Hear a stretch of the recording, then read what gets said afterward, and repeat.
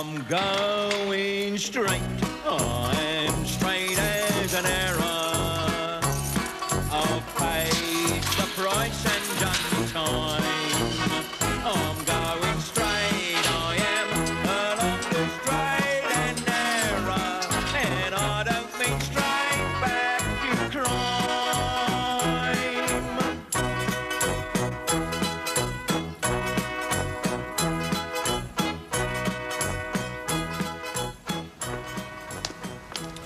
This way, gentlemen, please.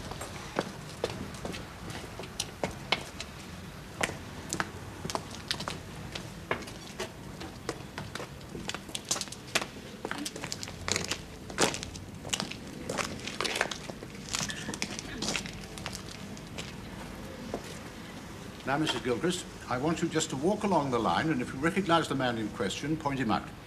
There is no need to speak, just point to him, right?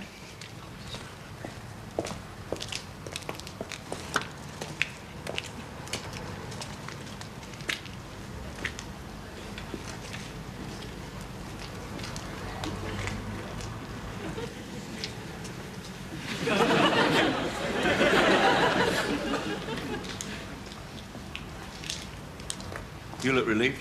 I beg your pardon? I do not. Yes, you do. I heard your knees knocking. Quiet, please. I'm afraid not. You're sure? Take your time. I'm positive, Inspector. As I told you, he had ginger hair. Curly ginger hair. Might have been a wig. Clutching at straws. He wants an arrest, he don't care who. Quiet, please. Let him go. Thank you for your cooperation, gentlemen.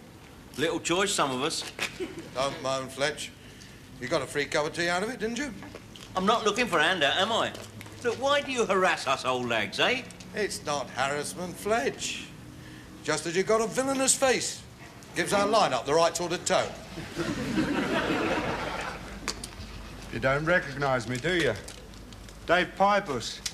Used to use your local in the old days. Hand and Flower. When Alf Tonks was there. Oh, Alf, yeah. Sorry, I still don't... You know my brother? Eric Clapper Pybus. Oh, Clapper. Yeah, Clapper. That rings a bell. So, how is he then? Clapper? Yeah. Oh, going like him, isn't he? Going like him? The Clappers. Oh, he's doing very nicely, is Eric. He's got a big house up at out on the hill. Georgian style, with a full-size billiard table, sauna bath, the works. Oh, he does very nicely. And he's never been done, you know. He's got no form. How about yourself? Oh, I had a bit of a setback a couple of years ago. Yeah, well, we all have a few of them, don't we? Been out long, have you? Not long, no. How's it going? Oh, very well. I've got a house. Muswell on the hill. Yeah. Mine's Georgian. In my case, George V. We haven't got a sauna bath, but we've got a little shed at the bottom of the garden that houses a couple of cycles and a ringer. You know what I mean? I know what it's like, me old mate. Do you? To look at you, Dave, I wouldn't say you was exactly on your uppers. Eh? I mean, that whistle, the car you drove us here in, automatic, two-tone, real leather upholstery, wing mirrors. Well, thinking of changing it. Well, it's coming up to 20,000. And my bloke, you know, what puts the spanners to it, he says, Dave, best do it now before something big goes like the gearbox. Yes, I know what you mean, yes. I have the same problem with my bike. I've got to trade that in before the bell drops off. Here, Fletch, listen. Yeah. It might be quite fortuitous, or bumping into you like this. Oh, yeah? Well, it might be that I'm in a position to help you out. Oh, yes? Might be that I could put something your way. Put what my way? Why should you do me any favours, David? Not a question of favours, is it? You're a gem bloke, you are, Fletch. Hard to come by these days. Solid reputation. I know people who value integrity. Yeah, I think I should tell you before you go any further, my old son, that I am going straight. Of course you are. That's clearly understood. What also should be clearly understood, that anything that is put my way will not be considered unless it is strictly within the letter of the law. Oh, what sort of a person do you think I am? A crooked sort of a person. The sort of person that my parole officer tells me to avoid. Well, it depends on how you define crooked, mate. I mean, there's crooked and crooked. Yeah, well, you're both kinds, aren't you? I run a legitimate business now. We manufacture party novelties, paper hats, jokes. Yeah, all right, yes, all right, Dave. I appreciate the offer, and the drinks, of course, but I am keeping my nose clean. Not for myself, for me family. My daughter's getting married in a couple of weeks. You'll need some readies for that. Got anything going? Oh, yeah, got lots of things going. Oh, yes. Matter of fact, I'm thinking of transferring all my assets to an offshore tax haven in Bermuda, you know. Yeah. On the other hand, bearing in mind all the political unrest in the Caribbean, I think probably in the long run it would be better to leave it where it is.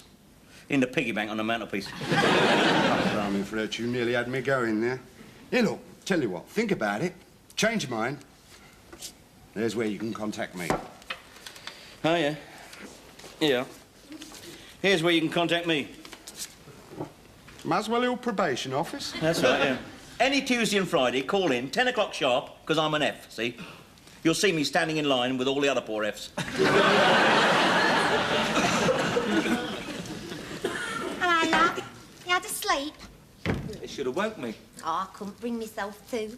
You look ever so sweet when you're asleep. You look about 6 years old.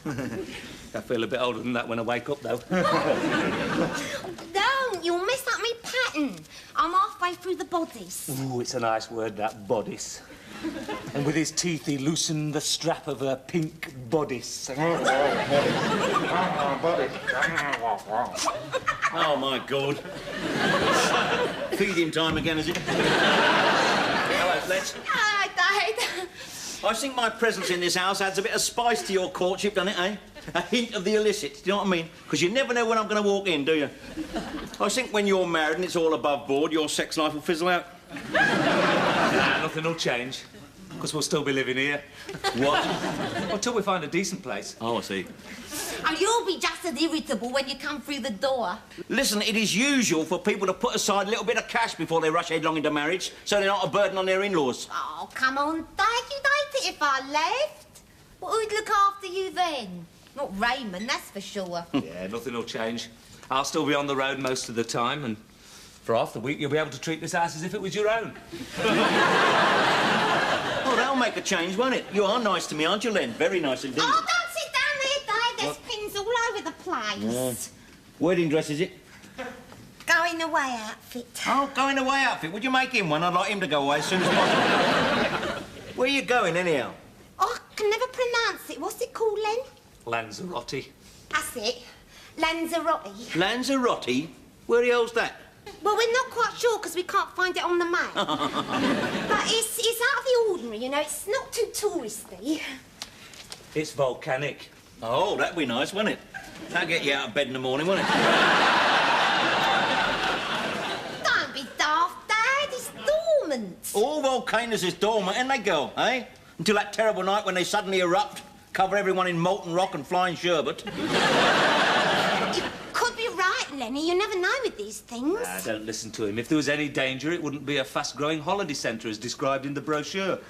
I don't know why you pick a place you can't pronounce, you can't find on the map, and it's covered in volcanoes. Because it's cheap. We're getting this special deal from Marion's boyfriend. Imwa's got the travel agency. Him? He's the bloke who left a plane load of Welshmen stranded in Morocco, ain't he? None of whom have ever been heard of since. They're probably all still there singing away, keeping them welcome in the waddies. Leave it off, Dad. There's no need to put the mockers on this wedding. I am just interested in your finances, that's all. Who's paying for all this? I'll tell you. I've told you about the honeymoon. That's courtesy of Marion. Indirectly. My wedding outfit's courtesy of the girls at the salon, because they had a whip round. And Len's mum's brother is Uncle Bertram. He's donating the cake, because he's a baker. And we're doing it in the registry office to save the expense of a church. Oh, yeah. What about the reception? You'll need a hall, caterers, won't you? And loads of booze, knowing our lot. Not to mention the hordes of Godbers that are going to come crawling out of the woodwork. Who's going to pay for all that? Have you seen my thimble anywhere, Len?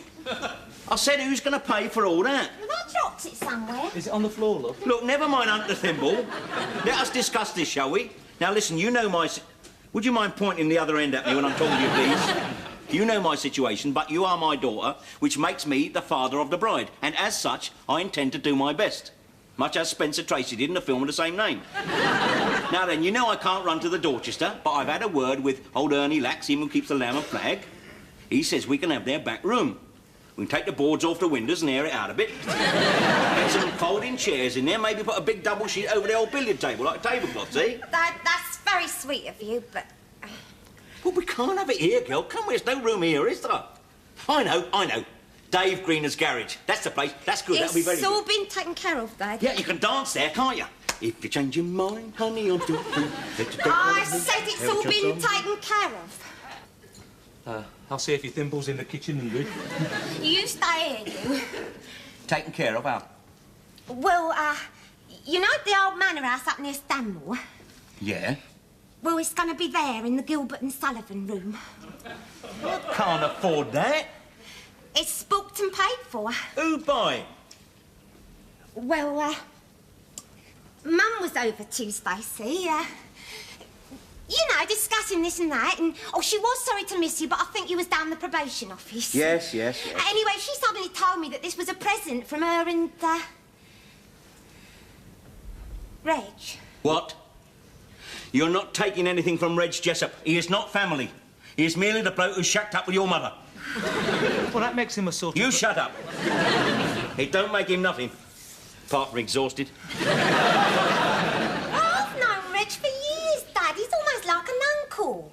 Besides, it's Mum's present. It's just that it's him who's got the... Go on. Say it. Money. You think of nobody but yourselves, you two. Well, it is our wedding. It's just that we know your circumstances. Yeah, we know at this point in time you haven't got the wherewithal. But believe me, Fletcher, if you had anything at all, Ingrid and me would only be too pleased to take it. Well, that's nice, isn't it? I didn't mean it like that.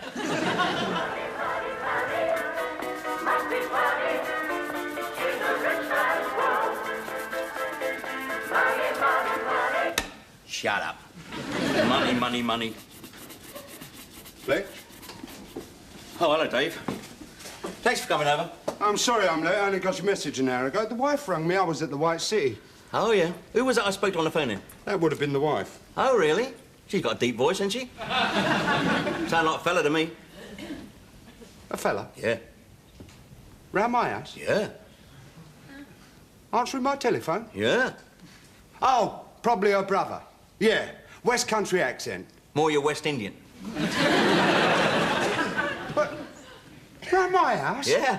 Oh, dear. I've obviously opened up a complete new can of peas here, haven't I? Or in your case, mangoes. Now, there is obviously a perfectly simple explanation why there should be a big West Indian round your wife at 9 o'clock this evening.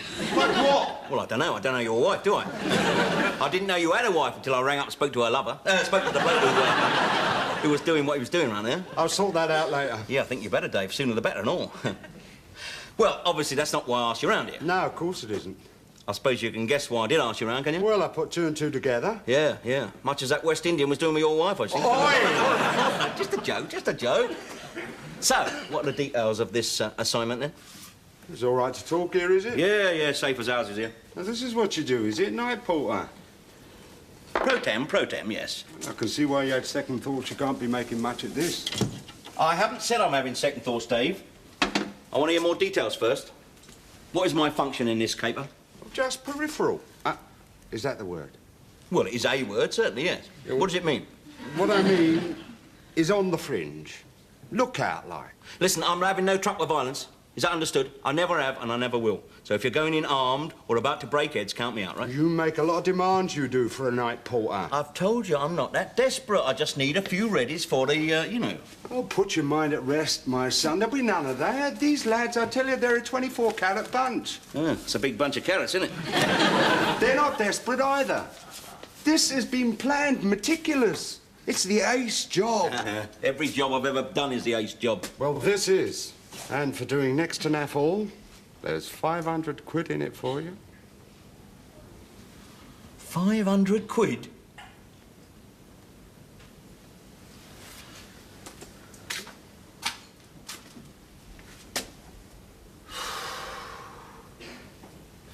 When is it? Saturday week. Oh, Saturday week. Well, that's that. Let's put the tin out on that, then, hasn't it? Why? Well, my daughter's getting married Saturday week. Oh, dear. What time? 2 o'clock. Oh, well, you're all right, then. We'll be through by noon. Noon. Guaranteed. It's too dodgy. No, honest. Has to be. Some of these lads had planes to catch. Planes? I told you, Fletch, it's big. I'm not talking about you and me, but for the top echelon like these lads is all for way to sunnier climes. They're going to be tax exiles, like Rod Stewart and the Rolling Stones. Funny they made their money out of daylight robbery and all, didn't they? All right.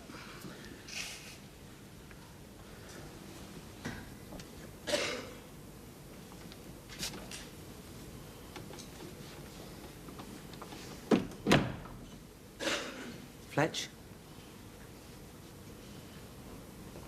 Fletch? Here's Mr. McCoy, just getting up, yes. Oh, it's you. What do you want? Sorry. Sorry? What about? For waking you. Oh, you woke me up to tell me you're sorry for waking me, did you? No, I had to. I've got to go to Wallasey. Oh, I see. You woke me up to tell me you were driving that great big heap of scrap to Wallasey. I brought you a mug of tea. Listen, if your battery's flat and you want to push, forget it. I haven't got my elephant with me.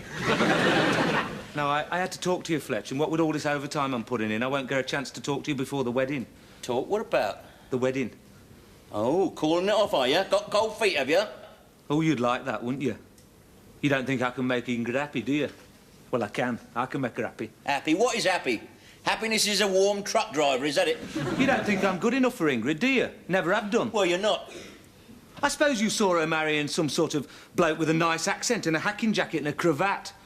Bit like Dirk Bogart when he was a doctor in the house. Listen, don't get stroppy with me. You know what I'm like when I'm first thing in the morning. I'll get up and thump you. Is this sugared? Of course it's sugared. 2.5. Think I don't know how to make your tea? Number of cups of tea I made for you in the nick, waiting on your hand and foot. Oh, hark at her. What are you getting so grumpy about? Because you get up my goat, you do. Wrong. Pardon? I get your goat. I don't get up your goat. I'll get up your nose. Or on your wick. You do all three. I'm off. Come here. You haven't told me yet, have you? I'm not going to now. I'm not in the mood. Oh, come on, Lenny. This is a lovely cup of tea you made me. Come on. The nicest cup of tea you've ever made me, this is. Because usually you stew it. Look, never again. Never again will I make you a cup of tea or fry you an egg or nothing. Well, have you fried me an egg, have you? No. Well, could you poach it? I've gone all fried egg. You make it almost impossible for me to be nice to you, you do. I'm sorry, Len, I'm sorry. All right, I'll behave. Go on, you just sit down and get it off your chest. Come on. Look, I may not be the most desirable of son-in-laws. True. But way. Fact remains, I am marrying your daughter on Saturday. And Ingrid and I have been at loggerheads about your role at this wedding. Because as father of the bride, you should be giving her away. Who else?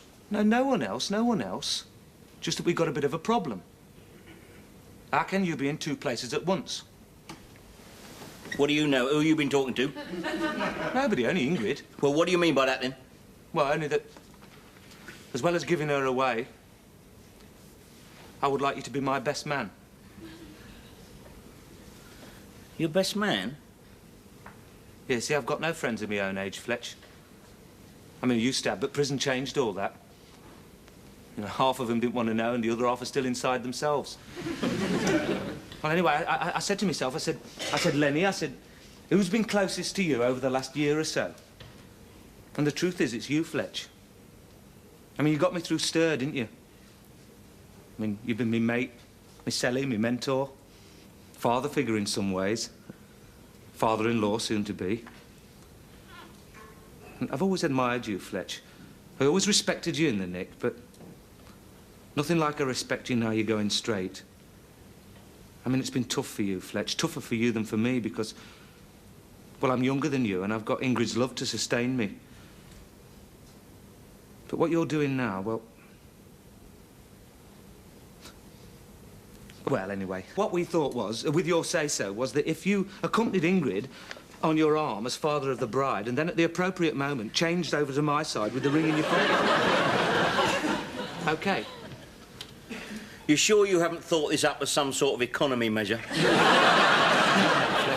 I know you're hung up about not paying your whack, but... Well, so would any father of a bride be like that. If only you hadn't rushed headlong into things.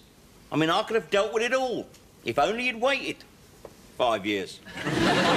Well, we know that, Fletch, but if you agree to what we say, your contribution to this wedding will be a ruddy sight more than paying some catering bill. I see. So is it on, then? Yeah.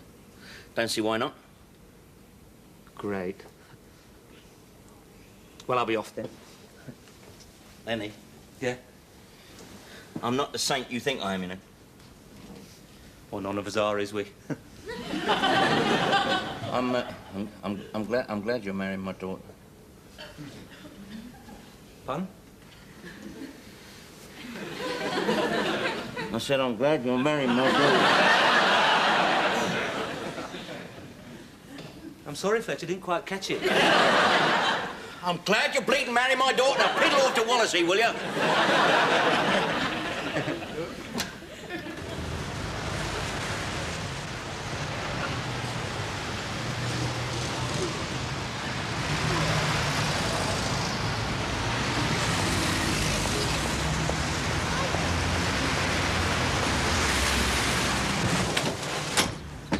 How's it going down, Fletcher? You tell me, Dave. I'm supposed to finish at 12 o'clock. It's 1:45 now. It took him a bit longer to get through than they reckoned. Through from where? The shop next door. Apparently they had a problem with the alarm circuit and all. I've had to feed a meter twice. What do you want to do? Put in for expenses? No, I'm just saying, that's all. Wouldn't do to get towed away at this point, would it? Casablanca to Alpha Tango. Over. Alpha Tango, over. Alpha Tango, this is Casablanca. We would estimate revised point of departure to be 1400 hours. 1400 hours? What's that in English? 2 o'clock, isn't it? Relay this message to transport, please. Over. Message received and understood. Over and out. I thought you said they got planes to catch. There's no point in getting on the plane without the Spondulix, is there? Meticulous. Well, go on then. Ring transport. All right.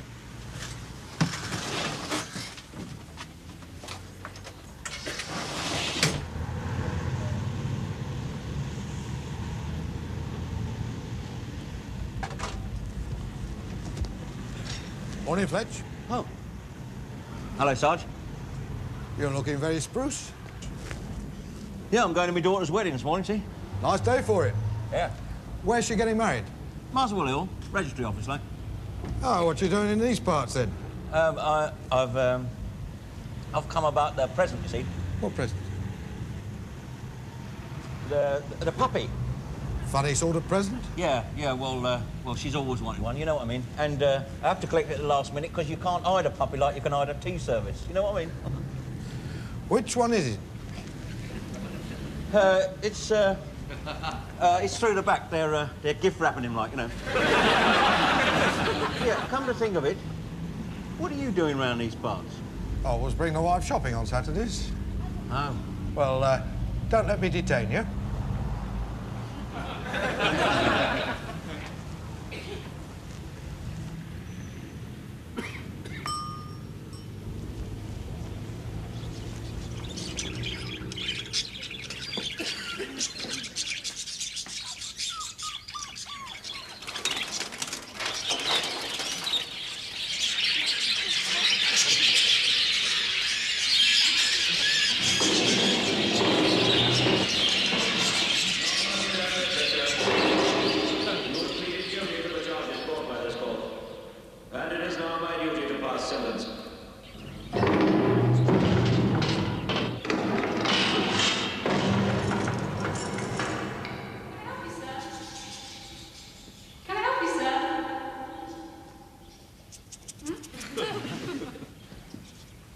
You, sir?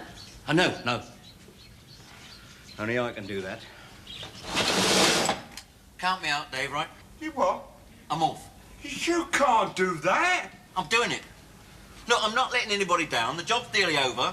I've been fairly superfluous anyhow. You quit now, you don't get paid. I don't care. I don't want to get paid. You can have my share. I don't want a penny of it. I'm off to my eldest wedding.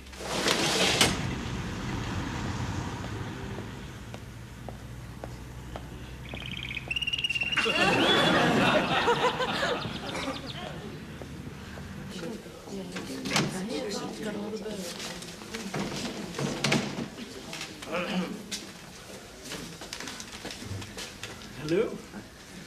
You do have a best man. Yeah, he's coming. And who's giving you away, Miss Fletcher? He's coming too. They're coming together. Oh, here they are now.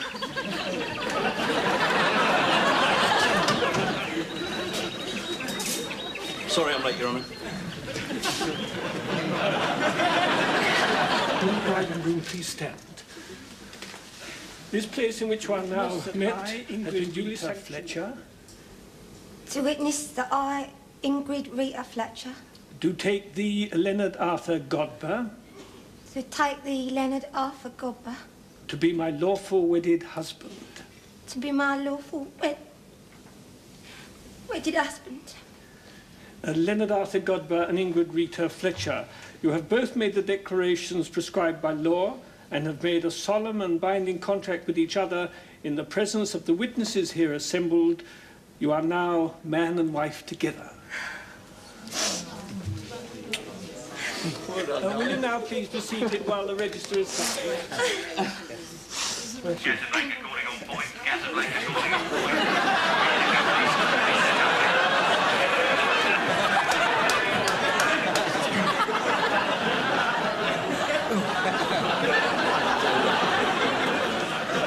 So the magistrate said, well, you only fined me 5 shillings. He said, I know there's too much of this cycling without lights. It's the second case we've had this morning. Hey? What are you doing here? I thought you'd fluttered off on your honeymoon. Plane was delayed. I warned you, didn't I? I warned you. Where's Ingrid then? It made her stay at home? Is it your night out Saturdays or what? She's in the ladies. Oh, yeah. We'll be away soon enough. I found out where Lanzarote is. Oh? Where's that? Canary Islands. Where's that? Forgot to ask that. Won't make much difference to you two, though, will it, eh? Hey, speaking of canaries, why did you bring a caged bird to my wedding? I'll tell you, if you don't tell Ingrid, if you don't tell anyone at all, right? I received this proposition, you see. What, at your age? No. I'm talking about skullduggery. Oh, Fletch. All right, let me finish. I didn't go the distance. I was in this pet shop, you see. What were you doing in there? I was in there, never mind, I was in there. And I saw all these animals, little hamsters and guinea pigs and birds and puppies, all behind bars, just like we was. Just like we swore we'd never be again, Len, right? That's when I come to my senses. So you didn't? No, I'm clean, just. Matter of fact, I think the boys got away with it. I didn't see anything in the stop press. It's ironical, that, isn't it?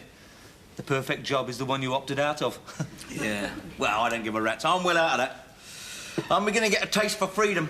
And best bitter and all.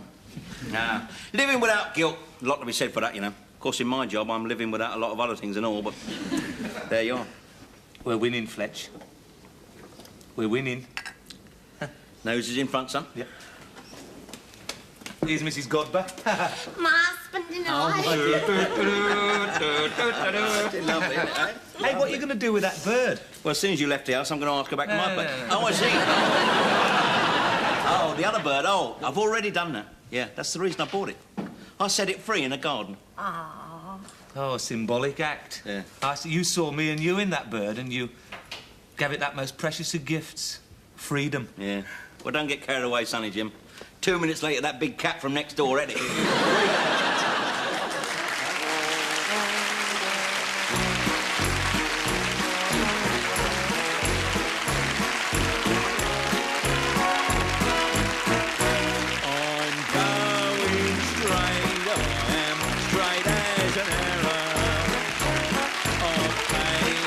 Price and done time.